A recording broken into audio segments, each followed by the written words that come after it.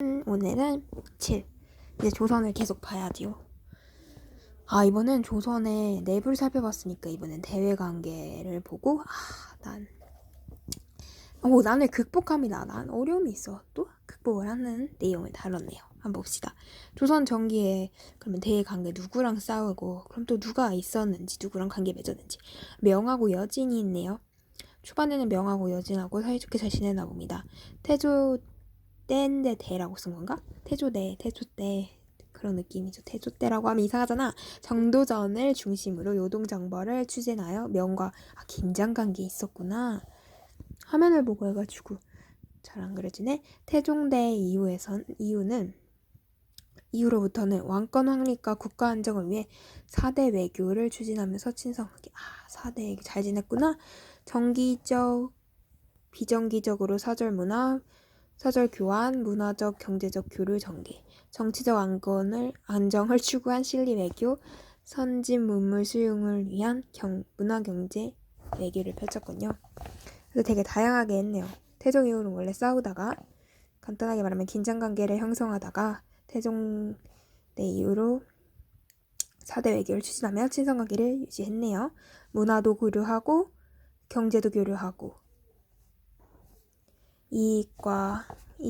이익을 많이 추구하는 경쟁을 했습니다. 그 다음에 여진과의 관계를 보면 교린정책 3위조세. 교린은 뭘까요? 교린은 기억났어. 맞아. 교린정책. 줬다 뺐다 약간 그런 느낌의 맞아. 회유책과 강경책 맞아. 기억난다. 조선 전기에는 회유책과 강경책을 썼는데 여진족의 귀순을 장려하고 무역소를 설치했다고 합니다. 왜 무역소를 설치했을까? 여진족의 무역. 강경책은 강하게 나가는 정책은 사곤육진 지역. 그냥 시험에 사곤육진 엄청 많이 나오던데 사곤육진이 뭘까 계속 궁금했었는데 여진과의 관계에서 교린 정책으로 썼던 강경책이었군요. 이상하다. 못 외우겠다. 시민 정책은 목적, 북방 개척과 국토 균형 발전 추구. 내용은 북방으로 여진이 여기 있구나. 여기를 막 나가야겠네. 그럼 북방 개척과 국토의 균형을 추구하고 내용은 삼남지방의 주민을 북방으로 이주시킨다.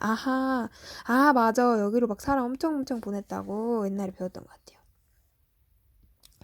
본래 고려의 땅이었는데 여기가 고려의 땅이었는데 중간에 호인에게 점거되었다. 태조 7년에 처음으로 불을 공주에 설치하고 비로소 경원이라 일컬었다. 이렇게 했다. 백성을 옮겨 경성군에 소속시키고 그 땅을 비워두었다. 그랬다. 자료는 육진의 하나인 경원 지역에 대한 조선의 대외 정책과 관련된 내용이다. 경원 지역에 대한 조선의 대외 정책이구나. 조선은 여진족의 귀순을 장려하고 무역소를 설치하여 교역을 허용했다고 하네요. 무역소들 귀순 오세요 이런 거 하고 무역소 무역합시다 막 이렇게 했나봐요. 이거 여기 똑같은 내용이구나.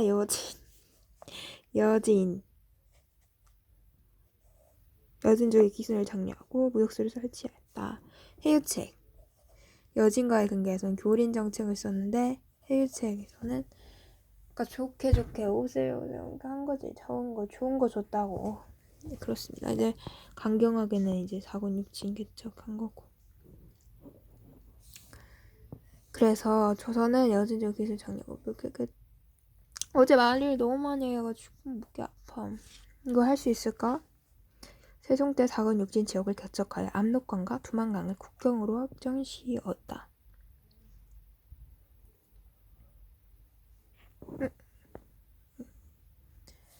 일본 및 동남아시아의 관계도 살펴봐야겠죠. 일본과의 관계는 또 교린 정책이야. 해역책이랑 강경책 있겠네. 그러네. 강경책이 먼저 나왔어. 외구의 소굴인 대마도를 막 토벌했고요. 세종대왕 때 그랬군요. 해유책으로는 삼포를 개방해주고 삼포 여기 어딜까? 여기 있다. 삼포 외구가 진정되고 일본이 평화적 교역을 간청해오자 조선정부는 부삼포, 제포, 창원, 부산 위에 있는 곳이에요. 연포, 울산의 제3포를 개방해 제한된 범위 내에서 교역을 허용하였습니다. 네, 그래서 강경책 봐야죠. 강경책. 해유책 3포를 개방하고 제한된 범위 내에서 교역을 허용했다. 기타, 류크, 시암, 타이, 자와 등 동남아시아 여러 나라에도 교류를 했습니다. 이렇게 명, 여진, 그리고 일본, 그리고 동남아시아 지역까지 살펴보았습니다. 여기서 중요한 건 아마 세종대왕의 사군육진. 그럼 사군육진은 강경책이다. 그럼 해유책도 나올 수 있겠죠? 여순족의 귀순, 날바 귀순, 날바 귀순. 그리고 무역소를 설치했다. 무역소. 그렇습니다. 조선은 새로 개척된 북방지역에 삼남지방의 주민을 이주시키는 사군육진 맞죠? 땡! 4민정책 4민정책 했대요. 조선은 새로 개정된 북방지역에는 삼남지방의 주민을 이주시키는 4민정책 북방지역. 이걸 사람 보낸 거는 그러네. 사람 보낸 거는 아까 사람 보냈다고 어디서 읽었는데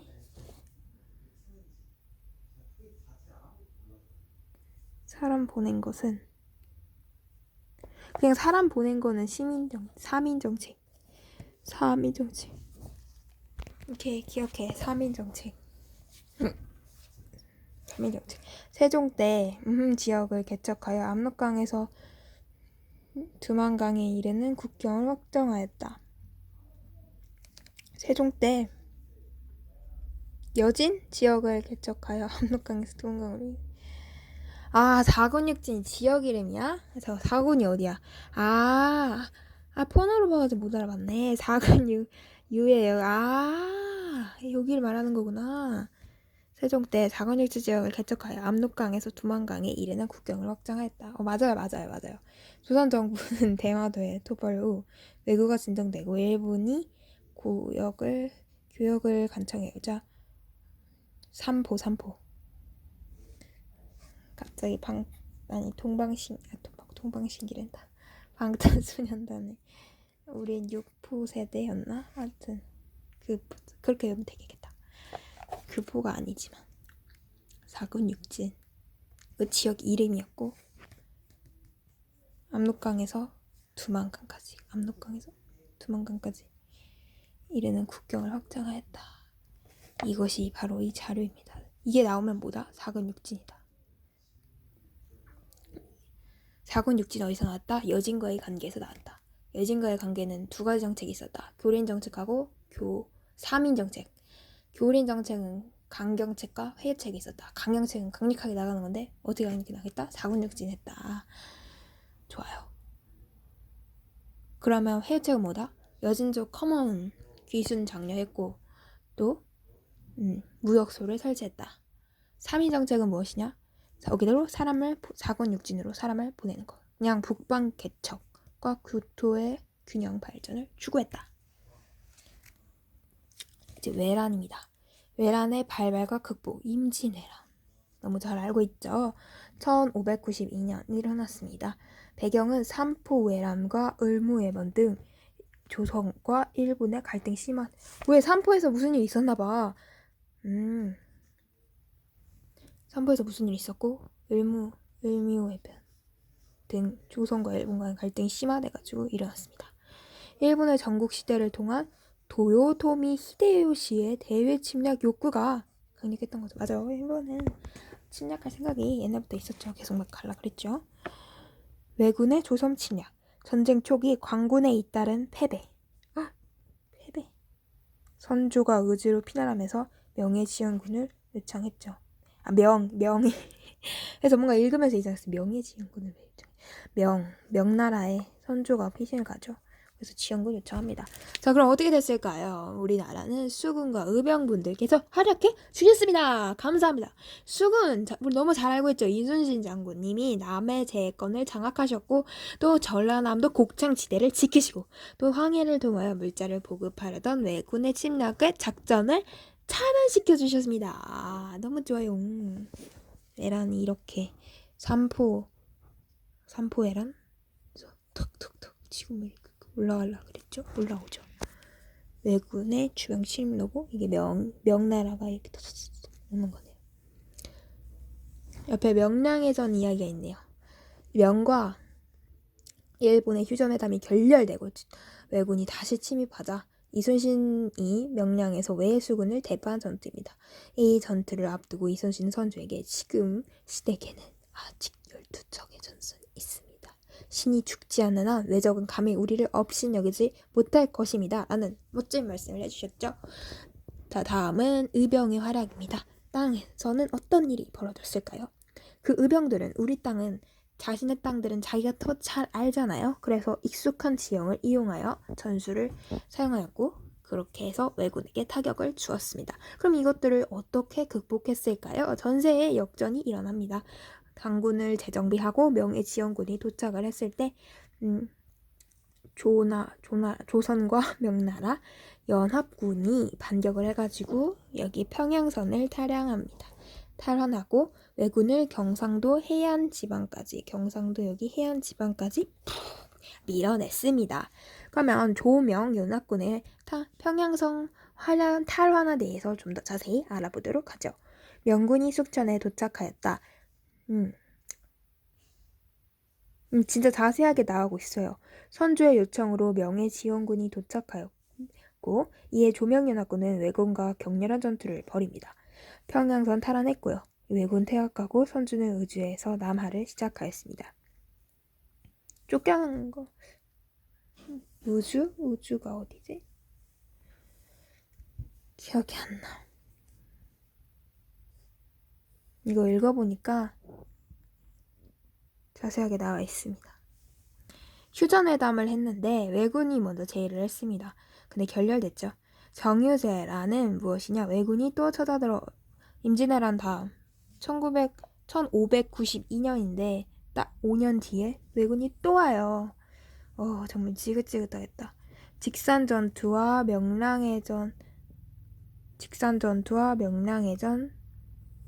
왜군을 격퇴합니다.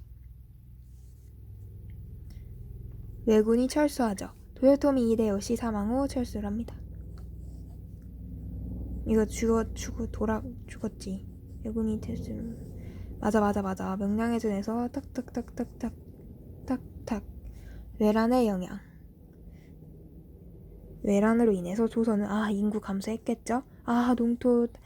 조선 땅에서 전쟁을 해가지고 농토 황폐화됐을 것이고 여러 문화재들이 소실되고 약탈당했겠네요.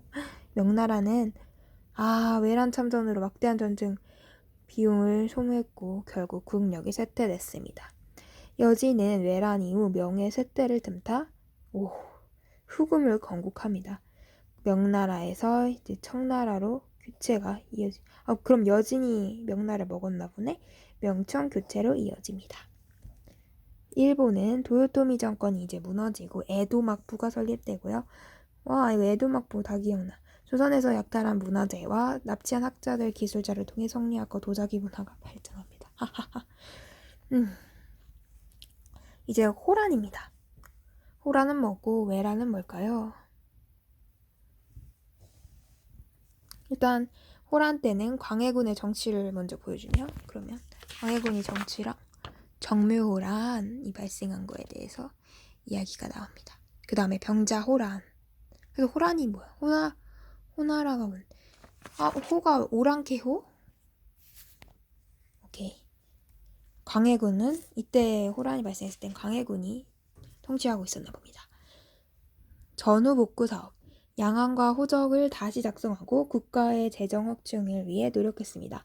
경기도에서는 대동법을 실시하고 농민의 공납 부담을 줄이기 위한 대책, 또 곡물을 쌀 등으로 징수했습니다. 전후복구 사업이 이렇게 이어지네요. 대외 정책으로는 명이 조선에게 지원군을 파병 요청합니다. 왜냐면 명은 우리 외란 때 도와주느라 쇠퇴를 했어요. 근데 그 옆에서 쇠퇴를 틈타 성장한 후금, 바로 여진이 있었죠. 작은 고추가 맵다고 원래 아무것도 아니었던 여진, 여기 보면 해육책과 강경책을 쓸 정도로 만만했던 여진이 급성장한 것이죠. 후금은 강성해지는 상황이었습니다. 그래서 명이 우리에게 지원군을 파견합니다.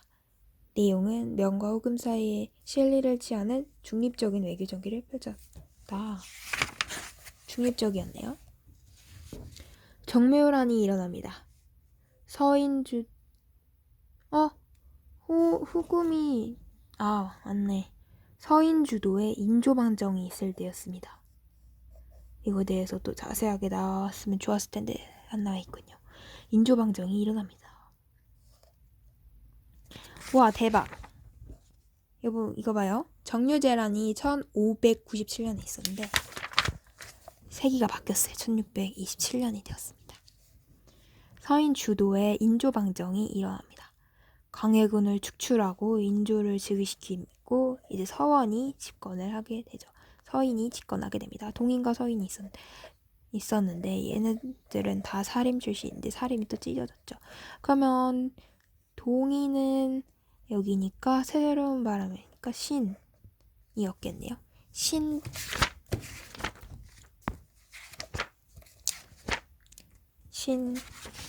제가 뭘 말하고 있냐면요. 신진사림. 네. 신진사림을 말하고 싶었습니다. 여기만 하면 이제 끝나요. 이제 여기 문제 풀면 돼요. 오늘은 되게 짧습니다.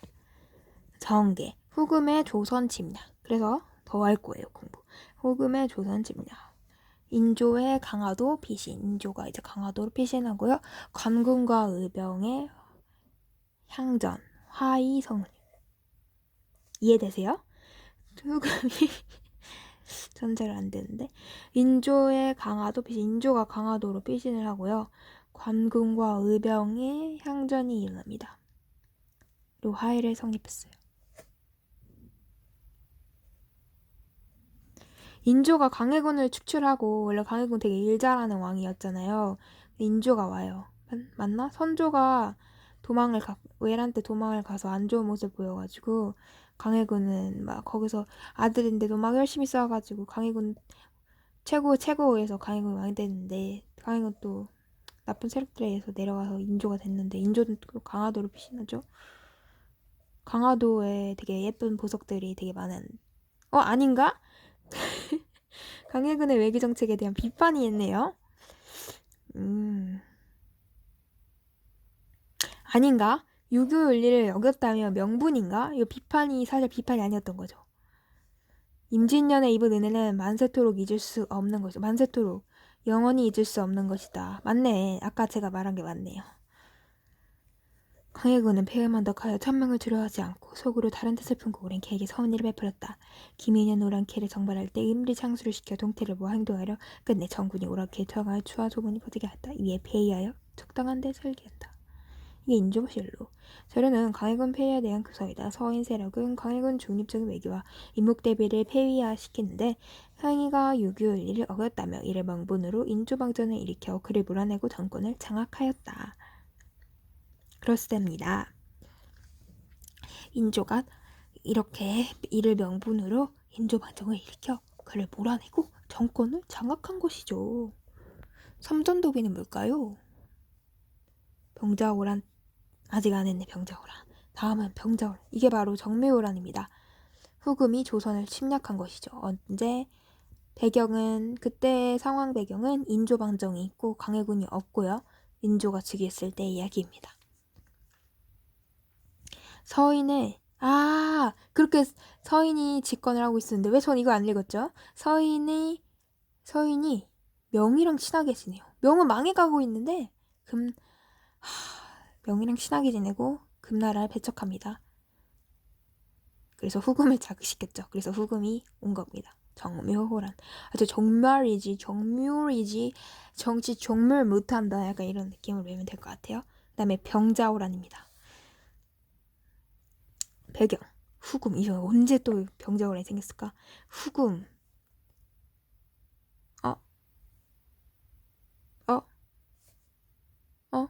후금 여진 아니었어요? 띠용. 명나라 왜?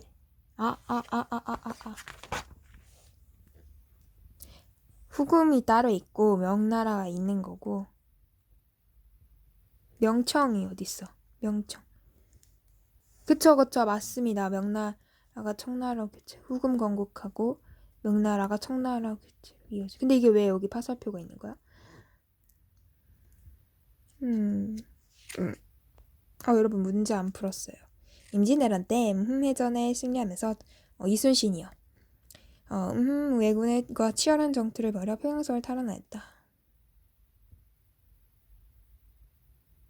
이순신? 이순신의 답이 두 개예요. 임진왜란 때 해전이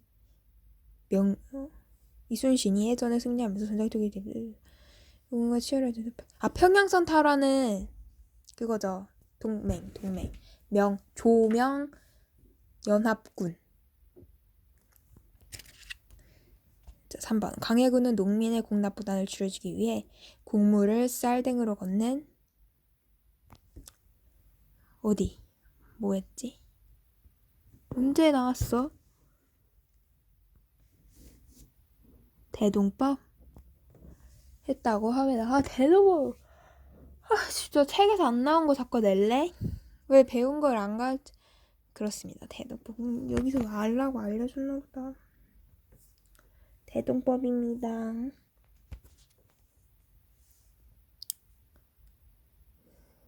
대동법. 강해군은 농민의 부담을 줄여주기 위해 대동법을 실시하였다.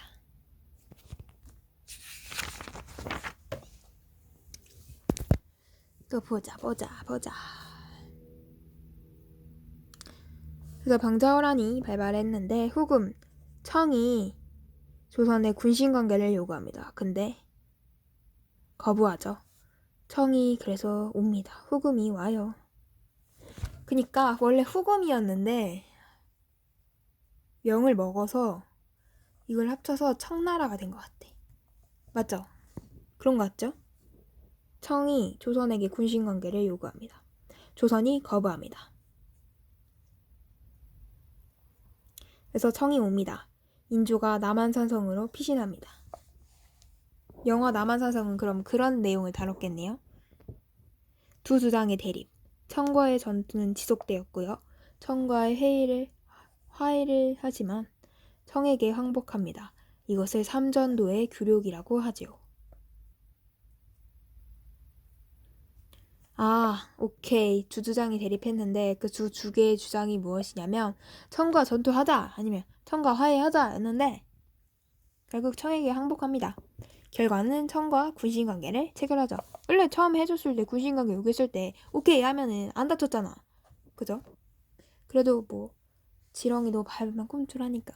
안돼 우리나라를 지렁이로 보는 건 좀 그렇지만 객관적으로 따져봤을 때 우리가 지렁이가 맞지. 근데 이거 되게 위험한 발언 아닌가? 하여튼 그냥 이렇게 누가 봐 이걸. 북벌운동. 청을 정벌하려는 운동으로 효종 때 가장 왕성하게 추진되었다. 효종은 송시열, 이완 등을 등용해 무기를 개량하고 군대를 양성하는 등 북벌을 준비하였다. 와 진짜 우리 많이 힘들었겠다 우리나라. 조선이 애란, 호란 이 양난이 끝난 이후에 청과의 관계 그리고 일본과의 관계는 어땠는지 봅시다. 청 원래 우리를 도와주었었죠. 맞죠? 조청 아니야 청나라 우리 안 도와줬어. 헷갈려. 명청이라고 해보자. 명청이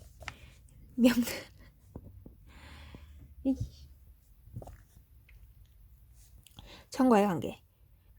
북벌운동 어쩌 읽을 때 생소하더라. 뭔 얘기 하나 했다. 여기 나오네. 청과의 관계. 북벌운동 추진. 청이 원래 후금이었잖아요. 원래 후금 만만해가지고 사군육진하면서 북벌 정책 계속 생각하고 있었잖아요.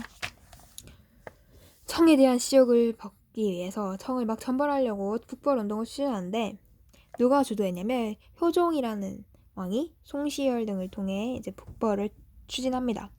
근데 그러면서 나온 게 이제 북학론이에요. 북학론은 이제 연행사를 통해 청이 막 발전하는 상황이 조선에 소개되고 18세기 이후 일부 실학자들을 중심으로 북학론을 제기하는 데서 북학론이 시작되었습니다. 내용은 부국강병을 위한 청의 발달, 청에 발달될 문물을 수용하자. 지금 우리나라 강해져야 되는데 청이 발달된 것들이 굉장히 많더라. 세상이 지금 변하고 있으니까요. 그래서 일부 실학자들 중심으로 북학론을 이렇게 나왔었는데, 그래서 결국 했나? 모르겠네. 대도 됐으니까 아마 이야기가 나왔다 이 정도로 알면 되겠네요. 백두산 정개비 건립과 간도 영유권 문제. 백두산 정개비, 만주 일대를 둘러싸고 청과의 국경 분쟁이 발생합니다. 그랬군. 숙종 때 압록강과 토문강을 경계로 국경을 확정하고 정개비를 건립합니다. 19세기 투반 토문강 위치에 대해 조선과 청이 서로 다른 주장을 펴면서 간도 영유권 문제가 발생합니다. 그럼 어떡해? 만주 일대를 둘러싸고 백두산 정개비 건립. 그래서 누가 맞는 거죠? 그래서 조선과 청이 서로 다른 주장을 폈는데 그냥 문제가 발생했다. 이 정도로만 알아두면 되겠네요. 그럼 이제 일본. 국교 재개. 에도 외란 끝나고 도요토미의 시대는 이제 가고 에도 막부의 시대가 왔다 했죠. 그분의 요청으로 국교가 정상화됩니다. 통신사를 파견했는데 에도 막부 씨가 외교사절단을 파견해주세요 라고 해가지고 조선의 문화를 일본에 전파하여 일본 문화가 발전합니다. 참 지혜로웠네요. 안용복의 영토수 활동이 이때 벌어집니다. 독도에 관련된 이야기죠. 안용복이 울릉도에 침입한 일본 어민들을 축출하고요. 일본에 건너가 울릉도와 독도가 조선의 영토임을 주장하였습니다. 이로써 조선 유교사의 성립 변화 중 조선의 대외 관계와 양난을 극복하는 과정에 대해서 알아보았습니다. 마지막으로 문제 풀고 마치도록 하겠습니다. 서희는 다 봐버렸어. 뭐를 일으켜 광해군을 축출해. 광해군을 축출하는 이름 뭐다? 인조 반정이다. 그래서 인조를 몰아내고 인조가 와가지고 그렇게 권력을 잡아서 한 일이 뭐다? 정말 어이없게도 친명배금을 했다. 친명배금으로 인해서 지금 얼마나 많은 일이 벌어진 줄 알아요? 정묘호란이 일어났지, 병자호란이 일어났지. 네, 그럴 수밖에 없었다고 저는 생각합니다. 그런 것도 큰 의미가 있었겠죠. 효정은 청에 대한 치욕을 씻기 위해 청을 정벌하려는 송시열 씨랑 진행한 북벌운동. 북을 정벌하자. 근데 그 벌자를 이렇게 해도 될 것 같아. 벌을 주다. 북쪽에 있는 사람들 벌 주려고. 북벌 정책 해도 되고 정벌이겠죠 뭐. 증류 추진하였고 조선은 에도막부의 요청으로 대금 외교사절단을 보냈다는 거 아는데 거기에 이름이 있었나? 통신사. 여러분의 통신사는 뭔가요? 저는 SKT거든요. SKT 회원이면 플로우 노래 듣는 앱인데 이거를 100회 이용권을 줘요. 작년까지만 해도 300회나 줬는데 이번에 100개밖에 안 주더라고요. 벌써 다 썼죠 당연히. 그래서 통신사 기억합시다. 통신사를 파견하였습니다. 통신사는 이제 노래 듣는 거 이렇게 문화 외교사절단 외우기 딱 좋네요. 그러면 문제를 풀어봅시다. 이 전쟁에 대한 설명을 옳은 것은 진비로 유성룡. 유성룡 씨 어디서 읽어봤는데 역사책 기억이 하나도 안 나죠?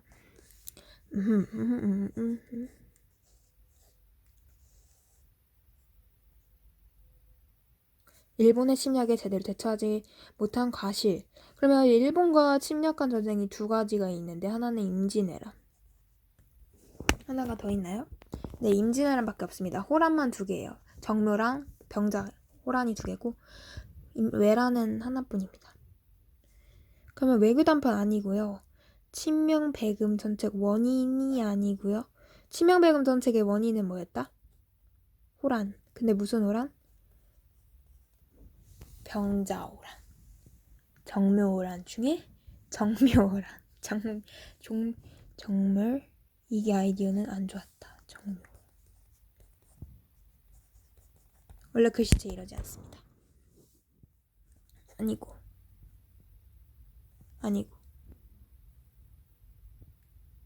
답을 봐버렸네. 초커비도 아니라 생각했는데 답이 이거에서 없어지니까 둘 중에 골라야 되는데 인천 상륙 완전 아닌데 초커비도 아닌 것 같아 이랬는데 이거 진짜 무의식적으로 그어버렸네. 한산도 해전이겠죠.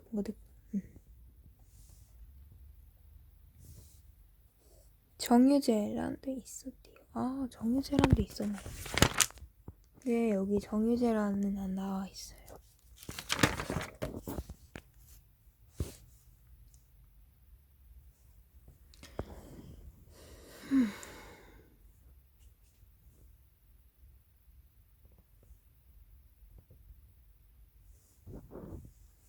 국왕의 업적으로 오른 것은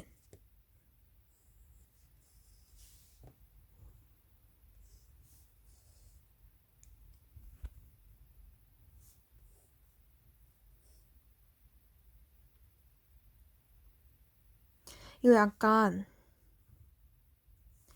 광해군을 모방하는 그러니까 모함하는 이야기인 것 같은데요. 그쵸? 맞아요. 이분은 대동법 실시했었어요. 아, 대동법 얘기 나왔었구나. 어디서 읽어봤다 했네. 어디서 봤죠? 나 분명히 대동법 봤어.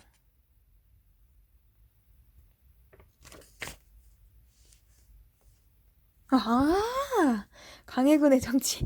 이거 막 대동법 안 나왔다고 막 왜 어디서 그랬냐고. 안 나왔다고. 경기도에 대동법 실시했었습니다. 죄송합니다. 강해군 대왕님. 제가 몰랐습니다.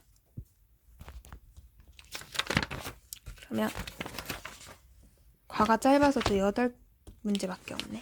그러면 다음 8강은 8강은 2장이다. 2장이면 문제가 12문제가 있네요. 약간 나름 그런 분량이 정해져 있습니다. 그러면 문제를 풀고 오겠습니다. 네, 일단 다 풀었고요. 채점을 해보도록 하겠습니다.